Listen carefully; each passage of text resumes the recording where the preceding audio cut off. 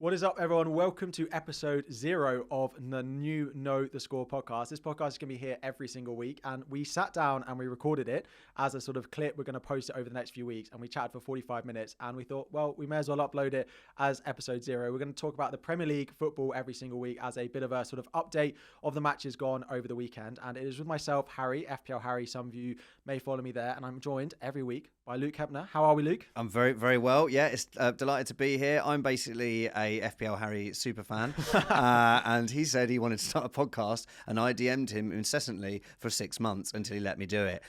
So here we are. I'm offering football knowledge, some good impressions, some bad impressions, but genuinely it's just going to be a nice chat about the football each week. Yeah, exactly. Those of you who don't know Luke, Luke is actually a comedian and in the West End as well. So he will add the jokes, and I will try and add a little bit of football insight every week. A bit of pizzazz. Yeah, that's all I can add. And you will hear at some point over this his little impressions of the managers as well, which we will creep in. I think there are some already in episode 1. There are, yeah. I just snuck them in there. Yeah, snuck them in there. Yeah, you'll have to find some of them in there. Yeah, cool.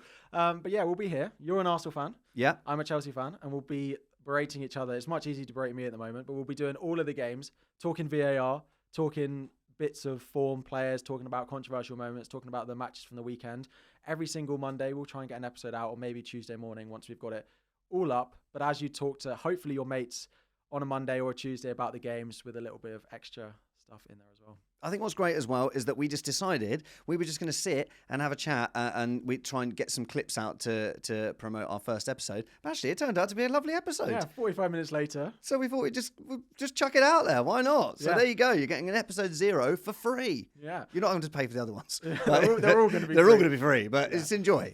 Yeah, we'll be back normally from the 9th of September. So halfway through the first international break was when our first episode is meant to be, and that's when we will be there for the rest of the season every single week. But we just, again, we're here to record a few little bits, and it turned into a 45-minute episode. We didn't realize quite how long we were chatting for. So then there we go. So 9th of September will be the first episode. Follow us on Twitter, Instagram once we get that sorted, TikTok, YouTube, the lot. There'll be stuff on all of those throughout the season as well. So wherever you want to find us, it'll be there. But the podcast will be uploaded on Spotify, Apple Music if you want, but also YouTube if you want to see the visuals and maybe Luke's lovely face. I love you're worried about this. You've just nailed it. He's So- nailed it. There we go. Anyway, enjoy episode 0, and we'll see you in a couple of weeks. This is fun. Nice to is. see you properly. We've been online friends for ages, and then we talked about doing this about 4 months ago. Yeah, longer probably now. Yeah, and that's just how long these things take. I Yeah. had someone yesterday message me. I've known him since I was about 8, and he was like, "Matt, I want to start a podcast. I've been listening to loads of podcasts. They're great. I'll do one. I'll do one with you." And I was like, "Yes, it's a lot harder than you think, mate. Yeah. There's a lot more to it." But I'm glad we're finally here. We're sat here. in the studio, ready to chat some football. Yeah, exactly. Yeah. 1 week done. 1 week done. Your team looks great. My team looks in the mess again. Still in the Yeah, in the mess. My favourite thing I saw, In the shit. not to get into the Chelsea stuff, but we're here now, Yeah. is that the quote from, how do you pronounce your manager's name? You've got so many players and managers. Yeah. I don't remember who plays. Is he called, what's he called? Mascherano? Maresca. Right, Maresca. Yeah. That's the guy. Maresca, who was the Leicester manager. Yeah. He was Pep's assistant. Yeah. We love a Pep's assistant around here. We do. That's for we sure. do. Big fan. Although he didn't do it at the weekend. Yeah, but Maresca said, he said a lot of people saying it looks a mess. He Yeah. said, but it's all fine. He's like, because I'm only dealing with 21 players, and the other 21, I don't see them. So it's not a mess. Yeah. How is that not a mess, That Harry? is the bigger mess than if everyone was training together. Because they just need to make another club. We could. Cobham United. Yeah. There probably is a Cobham United. They'd be. I was going to say they'd be in the Championship probably, but I think they'd do all right. They'd I probably think- stay up. they stay up. I think they have a challenge. There's two. They've got. If it's just players on paper, They'd probably be our first team. they probably could. Yeah. Yeah, it must. I don't know if you watch it and you're like, oh, it's exciting. You know, you've signed Hal Felix just so you can sell Gallagher Yeah. and then sign someone else. And balance the books. It's crazy. It doesn't excite me. And I know some Chelsea fans find it exciting. Do they? Some people are like, oh, yeah, look at these players we're getting. I don't find Which it- ones are they? I don't know. Okay. Yeah, but there are some. I don't love it. I absolutely hate it. Yeah, I look at the amount of players we've got and I think this can't end well. The players we're shipping off, I hate selling like Gallagher and like Chalobah as well might go. The thing with that is, like, I look at it and I understand slightly from my financial point of view, and like I understand a little bit that people don't think Gallagher and others are going to win us the Premier League, but there is like a sentimental part of it that these players are like Chelsea through and through. And we look at like when we won the Champions League and we had like Mount when he was there, we had like Abraham, we had like Reece James, we had so many of these homegrown players, and that is part of a football club. Like, not just signing the best talent from, or not the best talent. It seems to be that we're spending a lot of money on not the best talent. That is kind of what we're doing. And like, we go to games and I just feel like just a completely new lineup every week is ripping the soul out of it. And I know Carragher mentioned it.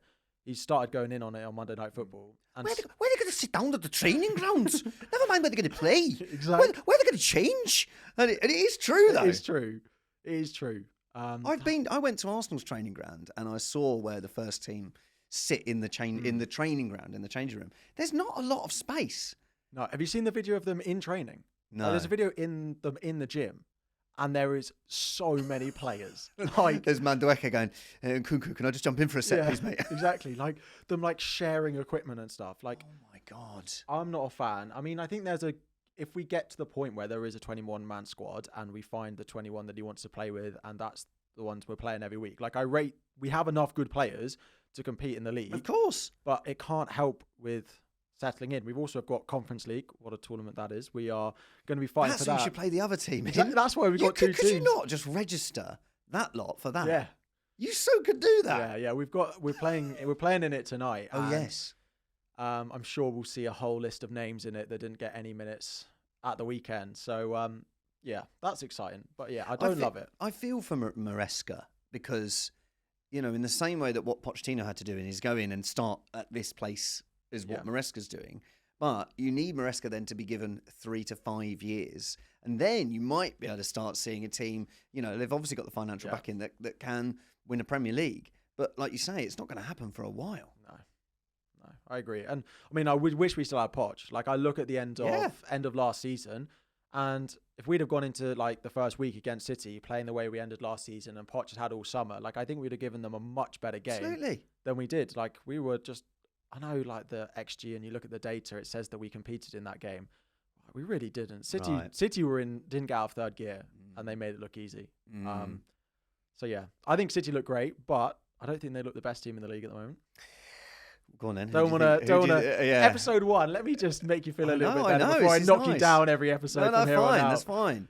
I'm not an Arsenal fan that is like, we're the best team in the league. We're gonna beat everyone. Don't worry about that. Like, I'm not like that. And I'm also like sort of over the last 10, 15 years become a bit of a pessimist, where I used to be sort of ultra always positive. I am a sort of, you know, like I've seen so many people predict us to win the league. I saw Gary Neville saying, I think it's Arsenal. I think it's Arsenal's season. But like, obviously, we're capable. That's what annoys me when people like. I've seen some pundits, your Barry Glendennings of the world, saying, you know what, Mikel Arteta's an idiot, getting pickpockets in. What's he doing? You know, like, why are they signing? Rice has been awful for a year. What's Mourinho going to do? They need a striker. Like, so much that I just think is quite ill-informed. It's like Chelsea all the time. Every time that we need someone else. What we actually need is no one more. Exactly. Close the door. Close the door. Close the door. Let's I know. We've got is. 2 teams. But I think with Arsenal, it's like we're the best defence in the league last year. We scored the most goals we've ever scored. Like, so if we don't sign a striker, I'm not massively worried. I think Jesus is fitter than he was last year. You know, he's had a new haircut. He's looking great. But I think that as well, Havertz, second half of the season was amazing. He's already carried that into the Euros and into the, you know, goal and assist in the first game of the season. So I think there's so much to be positive about. Does that mean we're going to win the league?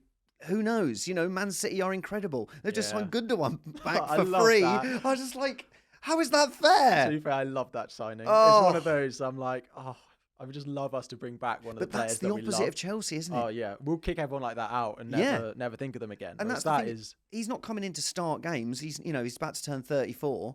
But he is coming back. He's part of that team. He brings his experience. Man City fans love him. Pep's first signing. Like, everything about it makes perfect sense. It's going to be Pep's first and last signing. I know. Imagine. I wonder if they're going to sign someone else. Yeah, they will.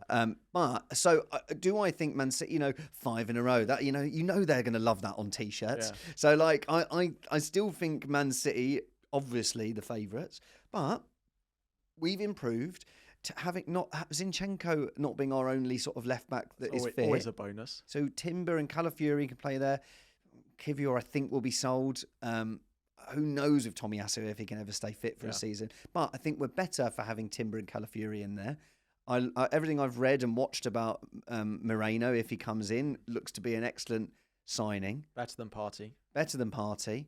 And hopefully can complement the likes of Jorginho and Declan Rice. Listen, if you said to me, Luke, you signed in Osimhen, I'll be like, yeah, that's banging, that's exciting, that's brilliant. But if we don't. I trust Edu. This is the thing. Like other fans, they make signings like that. They get excited because they make 4 signings a summer and they're like, "Oh, this player's great." Whereas a Chelsea fan, I sit here and I think another name on the team sheet. I'm like, yeah, Osimhen's a good striker and like he'd be great, but I'm also like, we don't need him. Like we've just signed Felix. Like Jackson was fine last year. Yeah. Like as fans, we quite like him. And Kunku could play centre forward. Exactly. Like suddenly, we're suddenly going to have so many players. We already do. We don't need any more. You will though, won't you? Yeah, probably. Give it 2 weeks. There will be at least How many players? More. How many players do you think are coming in before the end of the transfer window? So we've just signed Felix. I think there'll be a minimum of 2 more. Mate, and 2 more like first team. We've been recording for 15 minutes. There's every chance a player has been signed. Yeah, luckily none of us got Apple Watches. There'd have been an update on there. Yeah, like I definitely think you're going to, because the whole point of selling Gallagher and signing Felix was so you could offset Felix. What is he on? 50-year deal. Probably. Right, so they did that graph he's on £1 a Sky week. Sports. Yeah, of I saw this. All the contracts added together, and Chelsea's bar is like this, and everyone else is just. It's 190 years. Yeah. It's amazing. It's not amazing. Oh, it's amazing for anyone else. Anyway, so yes, City versus Arsenal. Okay. If I had to put you on the spot, I know who I think is going to win the league. Okay. I'll go you first. If I had to say now, of course, we are still got a week before the end of the transfer window. Mm-hmm. So City can strengthen. Yep. And they probably do need to slightly because of Champions League and stuff like that and De Bruyne's getting old. But if I had to ask you now, after one game this season, who you think is going to win the league, where are you putting your money? Man City. Yeah? Is that a pessimistic Arsenal fan, given you don't want to make the clip? Because I honestly would put Arsenal. Really? I think it's close. But why? I'm probably 60-40. But if they don't strengthen well enough, I think they are an injury away from definitely Arsenal. No, City. Yeah.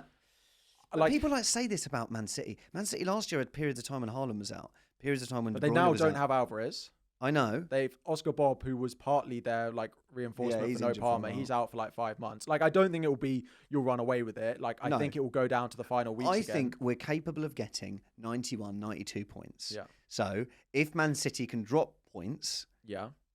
But they don't. That's true, right?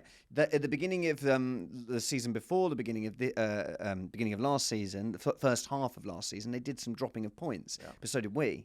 Yeah. I just think we need not last season, but the 22-23 season, we had this incredible start. I think we need to have that again. We've obviously got City away early doors, Tottenham away early doors. If after the first 6 games we won six games, then I will start to feel really, really confident. But right now, I can't see Man City dropping enough points for even 91, 92 points to be enough. Yeah. But I love it. I love that you're saying it. And there's loads of people that are saying it. I just look at you every year and I think you're just going to get better. I went to watch you in your final preseason game against Lyon and you just controlled a game. I know City then controlled it against us, but you just literally look like you don't want to give the opposition a shot full stop, let alone let them score. But we're going to Man City in September. Do you think Arsenal are going to win there? Probably not, but you could easily get a point out of it, and then that's all you need away at the Etihad. Everyone had a go at us for not going for the win there last season. True. Everyone said that's the reason you didn't win the league. Champions would have gone there and going, no. But it's slightly different in February, March, when you did last year versus 5 weeks in. 5 weeks in, and it might also depend on what you get. Away at Villa, away at Spurs. Yeah. And if you win both of those, then a point at City is fine. But if you don't, then maybe you need to try and step it up. Funny thing is, Harry, it does funny things to me to think about the form of Arsenal within the league. The end of the last day of the season, I was sitting there we couldn't believe it. It was a festival. We're not like Chelsea. We haven't won it in 21 years. We're just sitting around going, I can't believe this actually could possibly be true. And then Man City were 1-0 up in about 2 minutes against West Ham. So I suppose the thought of it just gives you exciting feelings. And 2 years ago, I started to really believe it was happening. And I was like, when we just kept winning and winning and winning, even the game when I think we didn't beat Man United and we should have beaten them. I was like, it's going to happen. And I was having dreams about it. Last year, I was like, it's not going to happen, not going to happen, not going to happen. Oh, it hasn't happened. Yeah. Where like this season, again, I can't start to put my head there yet. Yeah. But I definitely think we're going to improve, and I definitely think we're credible challengers, and that's what I've always wanted with Arsenal. Like when it was like, oh, get Wenger out. Like a lot of that was just because I want to see us challenge again. Yeah. I hated seeing us just challenge for top 4 and then not even challenge for top 4. Even winning FA Cups was great, and there were definite highlights. And I know Spurs fans will be listening, going, "We'd love that." I know, but it got to the point where like, I just want to see us challenging again, and now we are, and it's brilliant. Yeah, it's brilliant. If we don't win it and we lose to Pep's Man City, I'm not going to cry about that. It's amazing to be up there playing good football. I love the team. There's players from the academy. It's great. Yeah. Outside of City, Arsenal then, who is going to be the other challenger? Like for top 4, if you're saying you two, I think you two will be the top 2. Yeah. I was massively impressed with Liverpool opening day. Think they look really strong. Yeah. And they've got the depth for it. Think they will go close. And I think they'll probably finish 3rd. So like I'd have Arsenal City, Liverpool. I think 4th is wide open. I think there are a whole host of clubs that could finish there. I wonder about Newcastle now. They've got no Europe, which was the reason they fell apart. Villa got it last year, but they're in the Champions League. Spurs, probably my just about tip to finish 4th. But like Monday night against Leicester, like they were good. They weren't great. But then they've just signed Solanke. I can't see that as a signing like not working. No. I can't see him not and he scoring. got a lot of chances. Yeah. I can't see him not scoring like 15, 20 goals this year. Unless he gets injured, of course. But I can't see that not working out. So they'd probably be just 4th for me. But I think Newcastle, like I don't have United in there massively. Why not? Because I like a lot of their signings. Yeah. And I think the fact they've given Ten Hag another seat, they're giving him a new contract, another 2 seasons. So they got 2 years now. So, like they've committed to it, which is what Chelsea should have done with Pochettino. And so, like, at least, and he's brought in players that he likes, Xerxes and De Ligt. Like, I think we're going to see a much better season from Man United this year. I still tip Tottenham to get 4th because I think they've signed well. But the trouble is like you listen to any Tottenham fans, I've got a lot of Tottenham mates who are just so pessimistic. And they're just like, well, of course that happened against Leicester. Well, we knew it was going to happen. Like even at half time, I was like, well, they're creating a lot of chances. Yeah. They look great. And of course, Jamie Vardy, Red Bull. Honestly, he had the Red Bull. There was a thing, Red Bull should stop paying for sponsoring and just video Jamie Vardy. Yeah, I know. Basis. He was in the tunnel going out on Sky Sports drinking his absolutely. Drinking they're absolutely must be delighted with that. Yeah. So, I would still have Tottenham as 4th. But I think with the Newcastle thing, it's going to be interesting to see who they keep. Because is Bruno Guimaraes, he's linked with City, but if they're going Gundogan, maybe they don't. But I think if Arsenal sign Moreno, I think City, like they did when we went for Declan Rice, and then out of nowhere they went, we want Declan Rice. Yeah. Well, no, we're going to sign him. No, I want him. Yeah. We'll have him, please. Yeah. Like that. I wonder if we sign Moreno, go, oh, God, all right, we'll get Bruno Guimaraes. Yeah. Here's 100 million. Because, how do they get that much for Alvarez? Well, they've got that mumuch money to spend on whoever they want if they feel like they need it. And sometime between now and the end of the transfer window, I think they'll just go, right, we need one extra. But, yeah, I don't know. Spurs, Man United, Newcastle, one of those I think will be 4th. The other 2 probably just after. I do think Villa will fade. I don't have Chelsea anywhere as a fan in the top 6. I think if you look at us, we probably have the biggest discrepancy of where Chelsea can finish from highest to lowest in the league. Like there is the margin there. We could finish 3rd, which I think is very unlikely. We could finish 15th.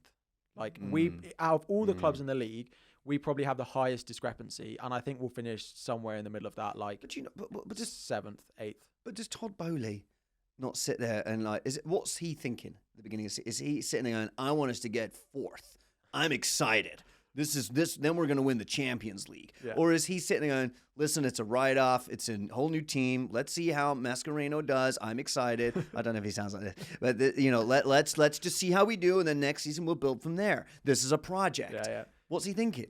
I don't know. So actually, his involvement in Chelsea is actually much less than people think it is now. Okay. It was when they first bought the club, he was very involved, but now it's actually got less. But he's just the focal point that people see on TV. Okay. So people think it's him. I don't know what the club want. What do they expect this year that will keep Maresca in a job. Yeah. Because, to be honest, the thing with Poch was that he fell out with them while he was doing badly. And by the time it got to us doing well, it was too late for them to resurrect the situation. Okay. So, when February, March came around and we were not winning games and they were planning for pre-season, they just didn't want Poch's involvement in it because they didn't know if he was going to be in a job. He fell out with them then. And he started giving press conferences about, we'll see what happens at the end of the year, which was very obvious that something was wrong. So by the time he was performing well, it was too late. And my worry is that we're going to get, to the end of the season and we finish 7th. Are they going to go, well, that wasn't good enough. We'll do it again. And I thought the whole point was we're going to start the project type. We look at Arsenal now. Yeah, the first couple of years under Arteta wasn't fantastic, but you need to find the person that you need to give time. And maybe we've got our Pep replacement, our Pep backup that is going to come and do that. Everyone's going to do now. Yeah, just whoever's Pep. Brian Kidd's coming in to manage teams. So I don't know. I look at us and think we'll probably finish 7th, 8th, and if we find a little bit of form, then maybe we do well in the Conference League. But it still cracks me up that, and I've heard this a lot over the last sort of couple of seasons. People go, looking at what Arsenal have done. Yeah. That's the blueprint. We didn't have this for so many years. It was for so many years, it was don't do what Arsenal are doing. Yeah, and now we all want it. It's we all want that project. And I think as much as it didn't go well in the first couple of years, I always remember there's that famous Tim Cahill analysis when I think Arsenal beat Man United, but you had Roy Keane going, they look terrible. They look terrible. And Cahill was going, no, because I can see what Arteta is doing. He's brought these players in. You need to give him time. And I think that is so key, but as long as you're seeing some sort of progression, I think it's you can see when it's not working. Yeah. But we obviously saw with Pochettino that it was working once he got his team together. Yeah. So you need to give Maresca at least 2 years. Yeah. And the thing is as well, is that once you start doing it, teams build an identity, other fans stop laughing at you, and you start to sort of like them and see the project and enjoy that team's football. But at the moment, it's it's just arrogant, it's just throwing money around, and it's hilarious, sorry to say. I mean, I can understand as people looking in, if this was another club... We've had banter years, right? Yeah, and we are that now. Fine. A couple of other games from the weekend. Let's have a look at. First of all, the Arsenal game against Wolves. Yep. Let's talk about Mascara. Have been a bit handsy twice during that game. First of all, with Gabriel Jesus, which I feel like is not just a foul. I feel like if you did that on the street, you'd be arrested. So why is it fine on a football pitch? And then he also, the same player, decided while he was falling just to casually place his arm on Kai Havertz's neck to balance himself, which is the other one. Two interesting things which didn't get pulled up at all. Then Fabian Schär does something where he does headbutt, to be fair, he's just about, but Brereton Diaz has made an absolute meal of it. I just look at it and I'm like, well, Schär's has been given as a red, which is probably just by the letter of the law fine, but it's very soft. And then you look at the ones in the Arsenal game and think, how is either of those not being picked up? I mean, the one where he touches Jesus, I don't know quite where that is in the law of the game. I don't think it's in something there. Do you think? Yeah, butt pinching. Yeah. But you he gets to say for the rest of his life, I pinched Jesus' butt. Yeah. The butt one, right? I sort of respect that because it's sort of like Ben White, Ray Parlour, it's just I remember Ray Parlour pulled Ivan Campo's hair when he played for Bolton, and he's going mental, and the ref was like, "What happened?" And he's like, I don't do anything, ref. It's that one I sort of think's quite funny. The issue is there's VAR now to pull that up. It happened with Chelsea a few years ago against Spurs, where I think Romero pulled Cucurella. He got away with it, didn't he? He got away with that one. And I think there was VAR in the game by then, or maybe not. There was. No, there was. And they didn't pick it up. Yeah. So, yeah. He's got so much hair, though. It's he could have been doing anything, and he pulled his hair by accident. But I think with the one where he throttles him round the neck forcefully. If you do that standing up, it's a straight red, and there's no questions about it. It's just the fact that he's falling over, and he tries to claim, He just about started it out, didn't he? I'm falling, so let me put my hand down to balance myself, and actually it's going around. And I feel like I'm quite a balanced fan, even though it was against my club. I was quite a balanced fan, and I would watch that. And if I didn't think it was a red or didn't think it was anything untoward, I would say. But I thought that was really bad, that. Yeah. What did you think? I thought it should have been a red. Yeah. I was very surprised by it. But I don't think the Schär one should have been a red, because I know Diaz makes a meal of it and that sells it, but I think the ref should be able to see past that. But I suppose once he's given it, it's he one of can't those go things back and that, change yeah, it. like this year it's not a higher bar, but they're also almost saying if it's going to take the VAR 3-4 minutes to turn it over, then that's the sort of thing that they don't want massive pauses in game. And don't want that. I understand that. And once we get to that after a few games, I think it'll be good. So I understand that a little bit, but he's just made an absolute meal of it. I think he's embarrassing. It's like, what are you doing, mate? Yeah. And then he missed a load of chances anyway. So it's like they go down to 10 men, they still lose. Yeah, exactly. I was quite impressed with them though, Southampton. I thought they were definitely better than Ipswich as well. Yeah. To be fair, actually, all the 3 newly promoted teams, if we were going doing relegation predictions before the start of the season, I'm very much may have put all 3 of them in there. But I think they all impressed me different ways for the start of the season. Southampton kept so much of the ball against a Newcastle team. Yes, they had 10 men, but even before that, they looked quite good. Leicester, again, when they've got Jamie Vardy, if he plays 35 games this season, he's going to be the key to keeping them up. They did a thing where it was like predictions of the top goal scorers across every club. And like Leicester was like Vardy 8 goals and no one else got more than 5. And it was so Vardy is going to be the key for them. Yeah. Ipswich against Liverpool. Ipswich were very good for the first 30 minutes and pressed very hard. Yeah. Then Liverpool worked out what was going to happen and how to get past it. And then Liverpool just turned it on. My worry with Ipswich, though, is that if you can't sustain it for longer than 60, 70 minutes, you're going to need to in the Premier League. The top clubs will create enough chances in that 30 minutes to score 2 or 3 goals, and they're not going to score that much. They remind me a little bit of Luton last year. I'm going to love watching them play. Yeah. Every game that Ipswich are in, every game that Luton were in, I'm going to want to watch, and I will have good enjoyment watching it as a neutral or from both sides. But I was a little bit concerned about that period where they weren't pressing hard enough, that it could have gone. Liverpool could have scored 4 goals in that game. But how are Ipswich going to approach it this week when they're playing Man City away? Are they going to go in the same way? Because I think that is going to be fatal. It's true, but then we know what City do to teams that don't go in the same way. They'll spend 60 minutes, picking them apart. Like I say this about City, like it's watching someone do a jigsaw puzzle. Like at the end of it, I'm fully expecting them to have broken the team down and completed it and get a round of applause for it. But at times it's not the most exciting. But no team is better at doing it and breaking a team down when they try and defend against them than Man City. Like they are so good at it. And I just think whichever way Ipswich approach it at the weekend, it will come out badly for them. And I'll ask you this as to get me out of my Arsenal pessimistic head. But with Man City, I used to find this when Arsenal Invincibles were around. I don't know if you know he won the league unbeaten. We never talk about it. But teams would be defeated before we'd even started the game. Yeah. And teams just went, we won't get anything today, but we've got another game in midweek where we can get some points. And I feel like teams did that all the time against Man City. But is that just me having a feeling and being pessimistic? Or are teams, because every time, you've had Wolves get good results against Man City before, Brentford get good results against Man City before, maybe you do need teams like Ipswich to go and have a go. Yeah. Well, this is the thing. As a fan of Arsenal, what you need is every other team in the league to go and have a go, because if everyone else does, eventually there will be 1 or 2, like Brentford last year, that will do it. Yeah. But the issue is if only 5 of them do it, like Brentford, if they win those 5 and everyone else says, well, we'll look at the other games to try and get points, then it doesn't end well for like an Arsenal or someone else trying to title it, trying to challenge for the title. But that's the thing. Like, you don't want to be the club that goes there and tries to win and then gets beaten, 5-0. So, yeah. We'll see. Do you think they'll go for it, Ipswich?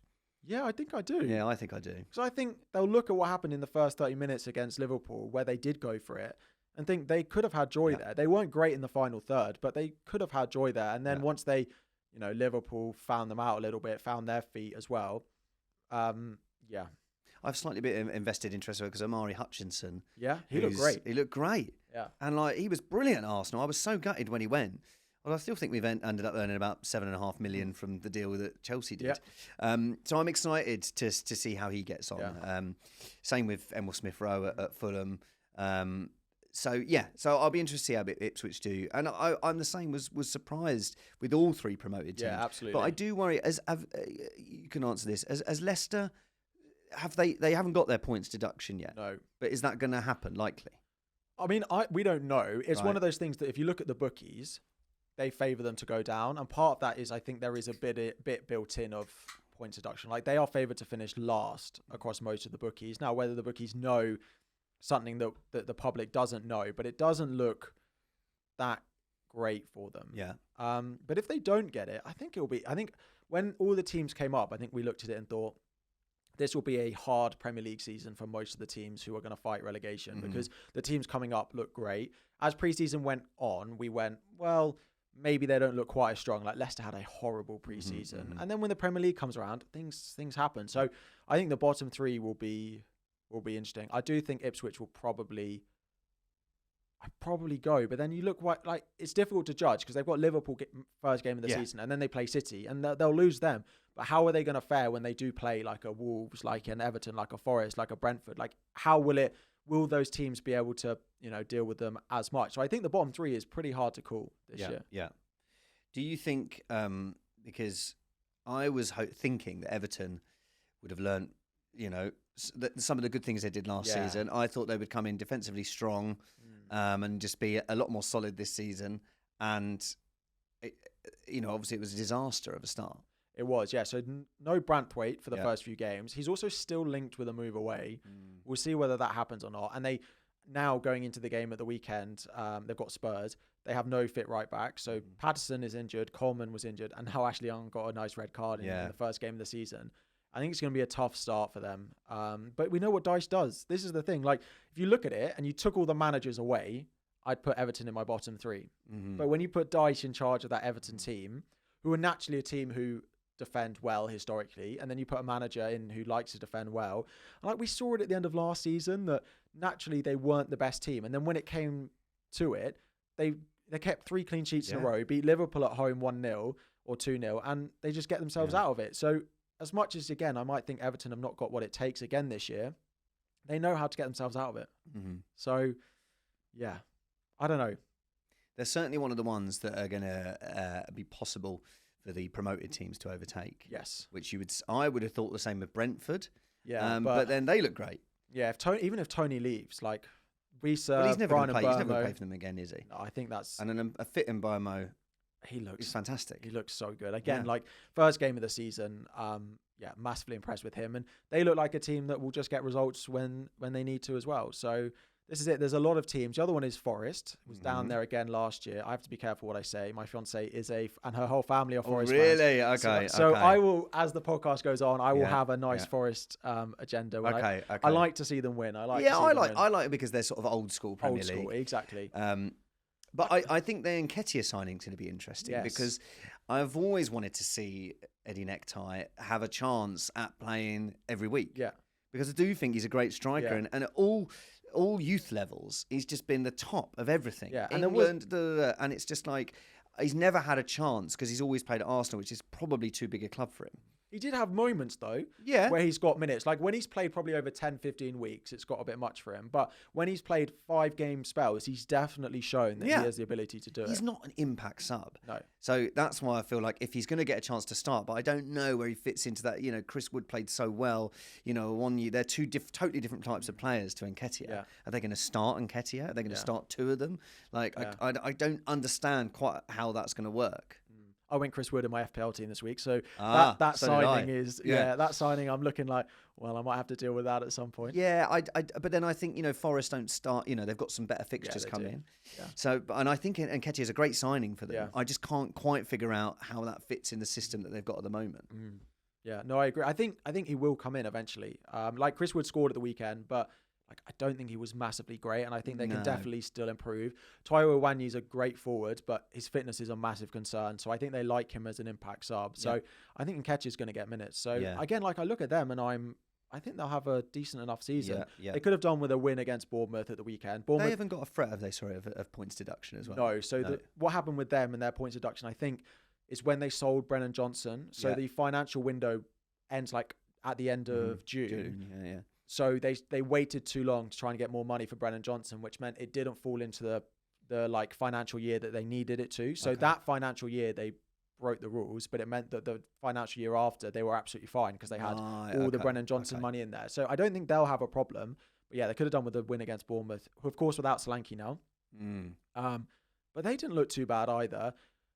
They've of course signed the striker from Porto, who's Champions League proven. Yeah. So again, I look at if that works, they'll be fine. But as soon as Solanke went, I looked at them and thought, if they don't recreate his goals, they'll be in trouble. Yeah. They'll be in trouble. I'll be interested to see. I saw somewhere that a lot of Porto fans were saying that he's not a striker. Okay. But I think he got. I can't remember. A lot of goals last year. Yeah, exactly. I don't know exactly, but exactly. I don't want to say it and get it wrong, but I know he got a lot of goals.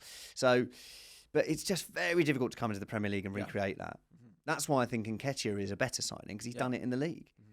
And the last time he started for Arsenal, he got a hat-trick against Sheffield United. So, it'd be interesting. I think it's very, very hard to pick right now who the relegated teams are going to be. But who would you say they were?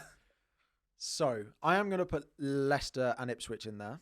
And I'm going to have Southampton to probably just about stay up. And I am going to put Everton 18th. So, the one just. Okay. And I think it will go right to the wire again. I'm going to put Leicester, Ipswich bottom, Leicester 19th, and then Everton. But honestly, Wolves could be in there. We haven't spoken about them. I don't think they will, but they defensively look all over the place at the moment. Like they've sold Kilman. They don't have many fit defenders. And they're looking at buying Ramsdale. Yeah. And I wouldn't have thought the keeper is the problem there, but they're looking at buying he's there. He's going to go in to start. Yeah. But Ramsdale needs a move. Yeah, he has to move. Yeah. But I don't think I don't think he's sitting there going, no, I just want to stay on the bench here. It's just been linked with a few. Like Forest have been linked with him. The trouble is with Ramsdale is that we gave him $100,000 a year contract. He wants the wages just before we bought in Raya. Yeah. So that was stupid. Yeah. And I love Ramsdale because he's sort of part of the new era of Arteta, and he's funny with these good laugh. I go for a drink with him. Yeah. Right. But you can't give someone $100,000 a week and then try and sell him for £50 million. You just can't. But then he's got to make the decision, right, of what he wants. Yeah. Wants more. There was also that interview. Did you see it where Odegaard was shown lots of Arsenal players, and he was described them in one word. He was shown Ramsdale, and I think he said jokes or laughs or something. Banter. And then he was shown a picture of Raya, and he said clean sheets. And it's just, it's just like this is. The PR team have either had a field day with that or how that's got past. Yeah, no, exactly. I definitely think that's something that slipped through. Yeah. But that and you clearly see Raya can do all the saves that Ramsdale can do. He's just solid and calm, where Ramsdale is good fun. Yeah. But he's a brilliant keeper. And even when he was playing for Sheffield United and he was getting relegated and Bournemouth, he was still having incredible seasons. Yeah. So I do think he'll make a very lovely wife for anyone who wants to marry him. But he needs that move. He needs. But what I will say with Wolves is I thought going forwards they look really dangerous. And when you've got a fit Cunha, they've lost Neto now, another one that we've swiped. But how many games a season is he playing Neto? Yeah, it's true. He's always they're definitely better. They were definitely much better when they. And Gary O'Neill is a great manager. Yeah. So I don't put Wolves down there. Your bottom three? So my bottom three is Leicester because of the points deduction. Yeah. And Everton because of the points deduction. Yeah. And then I think Bournemouth because I don't think, as you were saying, are going to replace those goals. Yeah. So I would say Leicester bottom, then Everton, then Bournemouth. Bournemouth is going to be interesting. It is purely if they don't recreate those goals, they will be down there. I think. So it'll be interesting to see how that goes. The other one more club just to talk about briefly is Palace. So of course, at the moment they've just sold Anderson, one of their centre backs, who was the one who we didn't think would leave. No. Mark Gay at the moment is still heavily linked. They said a deadline by this Friday if they want to do it. Whether he stays or not, of course, Elise has gone. But I watched them against Brentford at the weekend. Yes, they lost, but I still look at them and think, I love watching this team play. And And Mateta's not back properly yet, is he? Like Eze and Mateta together.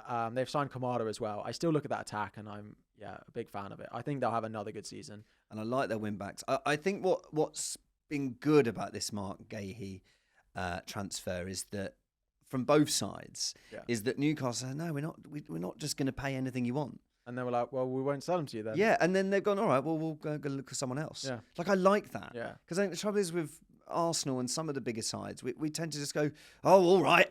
Yeah. Here's 100 million then. Here we go. With Rice last year, it was like I say, with Man City go, we'll have him. All right, here's 105 million then. Yeah. And I think it's good. If teams go, no, we're not going to sell him unless you're going to give us silly money. And teams should go, no then. Yeah. And then we might start to see the market become a bit more normal. Well, this is the thing. If you actually look at the transfers that clubs have spent over 70 million on, generally, they haven't worked. Like, majority of them don't work. It's just you hope that you do the one that does work. But generally, they're not loads that have massively worked out. Eze is the one that we look at that could go for money like that. I think he's a fantastic footballer. I watch him. Like the free kick at the weekend that got somehow ruled out. Bizarre. Very unfortunate. Like, it's his first Premier League game to ref as well. Yeah, so what he's done is he's focusing on, he's obviously, it's in a crossing position. So he's focusing on it. He thinks, I'm not having any nonsense here. I'm going to focus on this. If there's a foul, I'm blowing. He's not even looking at Eze. No. And Eze goes, I'm Mark Flecken in goal. You're a bit shaky. Yeah. I'm going to whip this in. What a finish it was. Yeah. But the ref isn't looking and he's blown. And I don't know what the ref's seen though. It's not massively I've watched it several times and I still can't see a foul. It's one of those that if the player who is sort of doing the argy-bargy, if he goes and scores a header, you can just about realise that, okay, fine, he's going to, like, that's probably not going to stand. But if it's miles away at the other side and, you know, someone at the back post scores or Eze whips it in, then yeah, I mean, it should have been a goal. Yeah, exactly. But I think with the talking of big transfer deals, it's going to be really interesting again to see what happens with Grealish this year. Because I know he had a great season when they won the treble, and I'm sure he's still very proud of his Man City move. But like last season for him to be nowhere and, you know, didn't even get any England squad. And now, you know, I know, is he injured at the moment? Well, he was on the bench against Chelsea, but didn't get any minutes. So it's a bit. He didn't play in the Community Shield, so I think he's slightly injured, Grealish. But yeah, I just think he needs minutes. And like as a Chelsea fan, I look at it and I'm like, yeah, we've signed Neto, we've signed a lot of left wingers, but before we sign these players, I would have loved Grealish. I think he fits that role very, very well, and I think he's better in that City team than someone like Doku is. So do I. Doku is such a good like one-on-one specialist, and when he's running at a defender must be absolutely terrified watching Doku run at him. But I look at Haaland in the box and I think Haaland has no idea where this is going and he doesn't think he's going to get the ball either. Whereas Grealish, I feel like is much better for the City team. And I'm surprised that Pep doesn't love it. But I also don't think we're seeing the Grealish that we used to see at Aston Villa. No. That exciting player. And I don't think that's Pep's style or Arteta's style is these maverick players. But then he's gone and played Doku for 30 games. Yeah, so it's fair. That's the only thing. But yeah. We'll see what happens with Grealish. So I do think Eze is worth that money. He's 26? Yeah. So like I still think he'll get a move to City. Do you think before the deadline? Yeah, I do. And then that changes what happens with Palace. Yeah, so I mean, we're meant to have got past. There was like a unofficial date, which was meant to be the end of his release clause, but they can still buy him. Like they just have to. These release clause things. I remember this happening with this is a different caliber of player, but I remember this happening with Shkodran Mustafi. Okay. When he played for Villarreal. And Arsenal wanted him, but they just let the release clause go by and then still bought him and still overpaid. But he had a release clause of about 15 million and we paid like 30 million for him. Teams just seem to not be worried about these release clauses. I feel like there's something confusing about that. If you're going to get a player, get him when you can do in the release clause. So maybe I'm being silly. Maybe it's not going to happen, but I'm not sure it will. And I think he'll have another good year. It's just those injuries. But if he stays fit, like I think Palace will have another great year. Yeah.